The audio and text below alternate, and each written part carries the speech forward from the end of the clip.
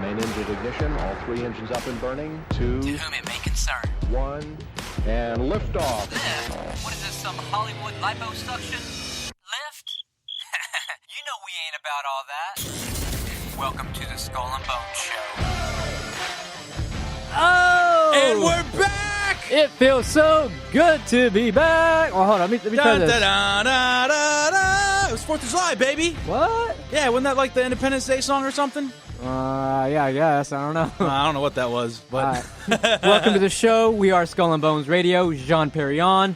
I'm joined by the luscious, the long-haired, the man himself, the myth himself, Mickey 3. Mickey 3 Jammersfield. And in this corner! Thank you so much. There's 4 corners, right? Oh, yeah, but So actually, technically, I'm not even in a corner. You're not in a corner. Okay, well, there is a third person in the room. That's right. We do got a third person. You want to introduce a third person? You know what, baby? I'll take that honor. So today, we had the utmost privilege. This gentleman here, he flew in all the way from the Northeast. I believe he flew out of JFK Airport, which is in New York City. And his name is Andrew Capola. That's right, baby.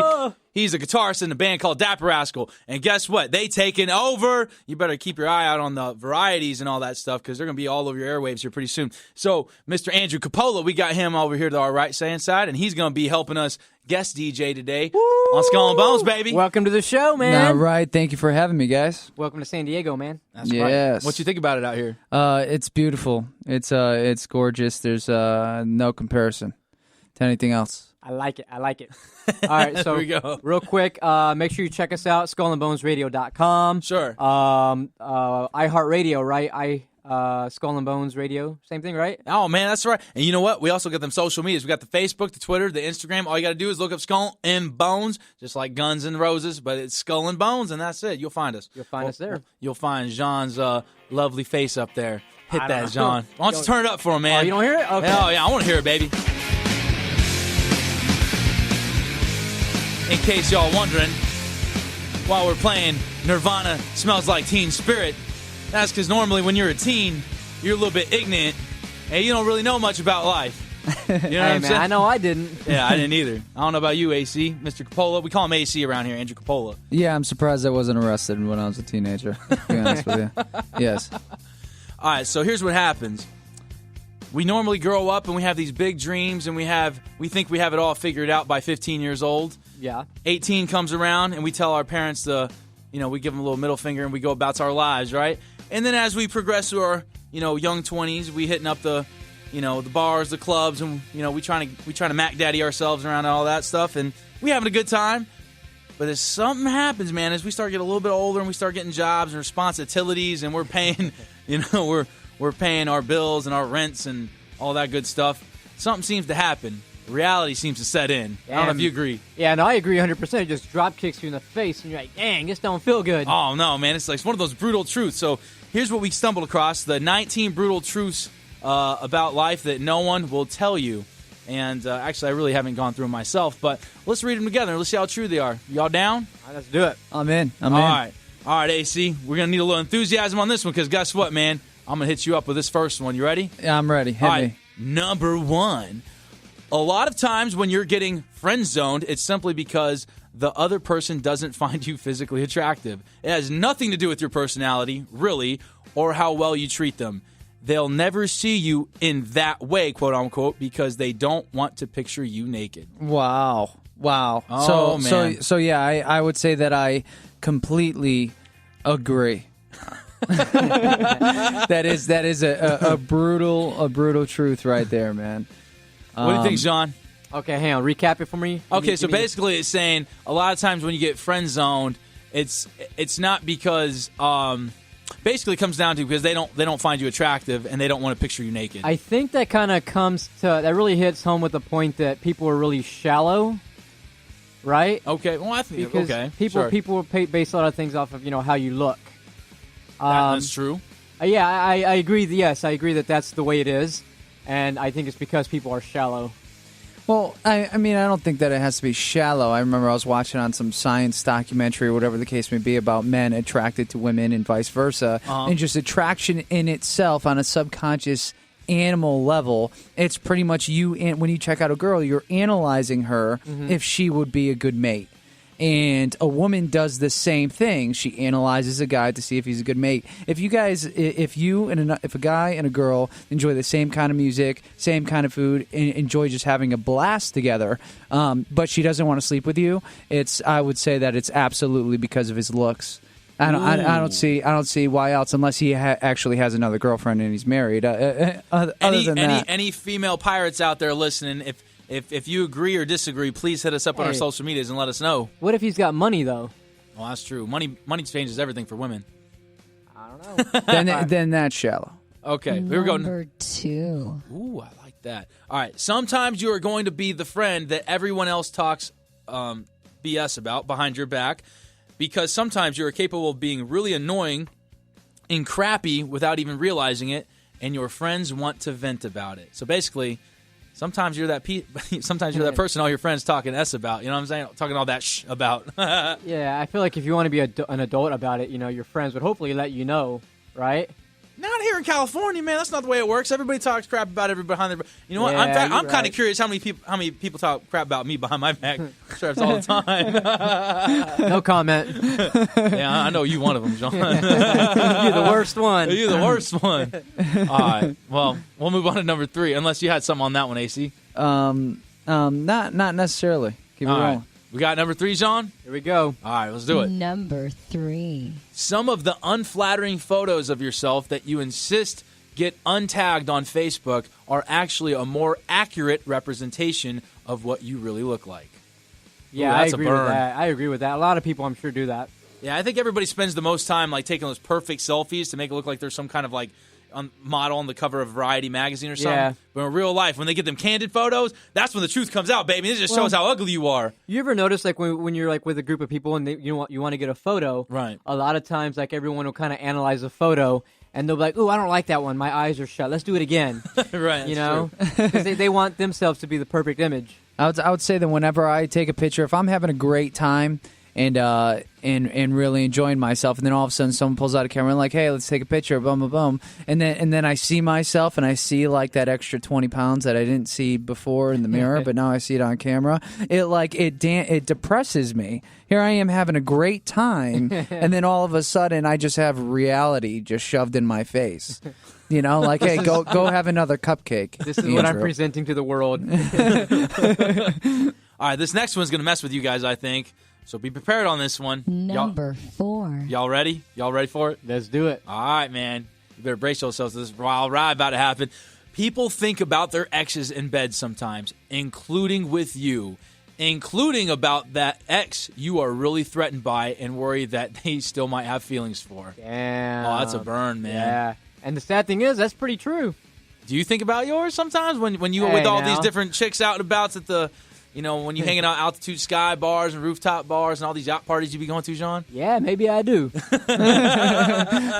How does it make you feel knowing that somebody's probably thinking about you? Well, you know what? I think I'm just happy to get some. So, that's it. No, I'm just kidding. You're just grateful anyway. I'm in the fortunate position to know that someone's thinking about me. But all right. But confidence. But I think that if I end up dating a girl and I don't think about any other girls or any past experiences, when I'm dating that girl, that's how I could be like, hey, you know what? Maybe this is something serious because she has me completely captivated, and I'm not kind of drifting off to the past mid conversation or if we're in the bedroom fooling around or whatever the case may be. So that would be a good indicator of if she's the one, I would say. Okay, fair enough. Or at least long-term potential. All right, what you got next for us? Number 5. You are going to see a lot of people who peaked in high school, and your natural instinct is going to feel pity or superiority towards them, and you shouldn't even try to fight it. If someone was an a-hole in high school and now their life sucks, it's only human to feel extremely pleased with life. I'd be curious to get your thoughts on it, given that you just had a high school reunion, right? That's true. I did. All right, so I went out to the South. We're not even going to say where I went, but it was the South, right? The deep hole South. Land of Dixie. Like Florida South or Texas? Yeah, Florida South.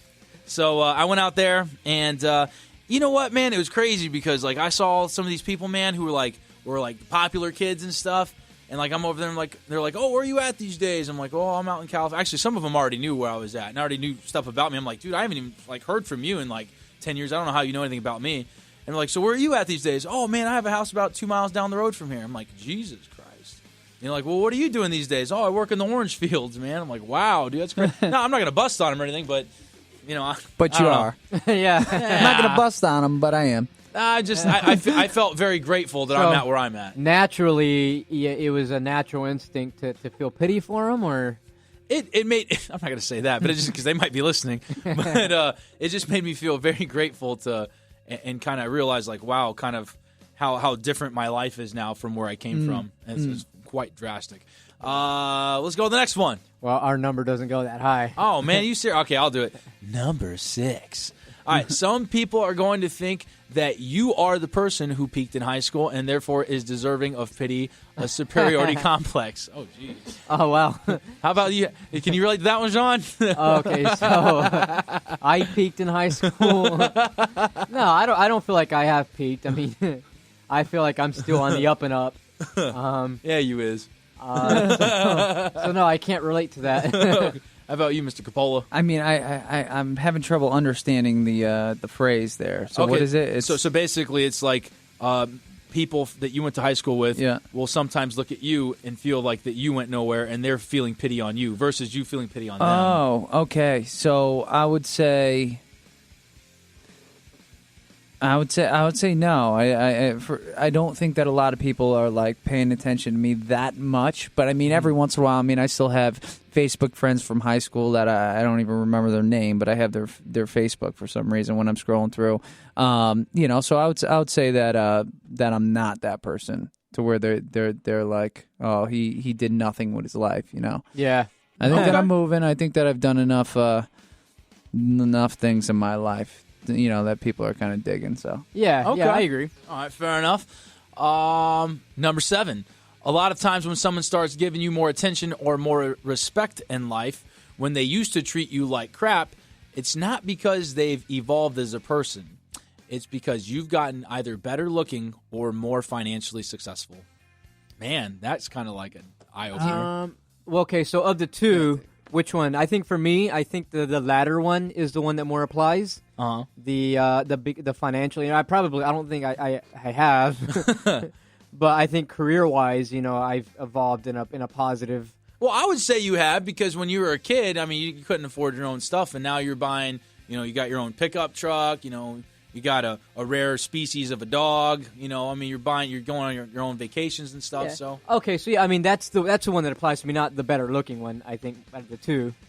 Okay, well, I think mine's the better-looking one because I ain't gotten more financially successful. I don't know. Go ahead. So I would completely agree with the whole better looking thing. If you become better looking over time, for you know, people in high school will be like, wow, you know, or people will treat you differently when you're better looking. That is an unfortunate fact, I believe, in my opinion. But I also, instead, not necessarily financial position, but I think that if you start to acquire status symbols. Sure. Then people will look at you differently, and it doesn't have to necessarily be anything big. You could have a decent car and get brand new rims on the car, and it changes the whole look. And all of a sudden, subconsciously, people will look at you different. They'll look at you as a little more badass than you were before, just because you spent $1,000 on rims. Yeah. I can get that, and it's funny that it's really funny because when I went to my reunion, you know, I don't really think that I'm better looking. Now, well, I mean, I kind of do, but you know, but I definitely look different. You know, I more have that rock star look now, and because I get to be, you know, I'm fortunate enough to be on this radio show, which we broadcast on iHeartRadio, and I've had the fortunate experience of getting to play with actual rock stars on stage. It was funny because like. I think I was telling you guys earlier, like, I'll have people reach out to me now and like, hey, can you get like a famous person? Can you get Slash to call into a radio station in Austin, Texas, to get me free radio pass or free, you know, passes to Right. NASCAR or something? Because the radio station's saying like, get the most famous person you can get to call in for you, and we'll give you the passes or something. It's like, dude, I'm not quite in that position where you can like ask stuff like that. But it's funny though. I was very, what's the word? I think my ego was stroked a little bit that people thought of me in that regard. Like, oh, Mick has those connections, you know? It does feel good to get that, huh? Yeah, a little bit. How much time we got left, John? I don't know. We can stretch it another minute or so. Okay, so let's see. Let's go to number 9. The truth might be, and not for everyone, but it happens, that when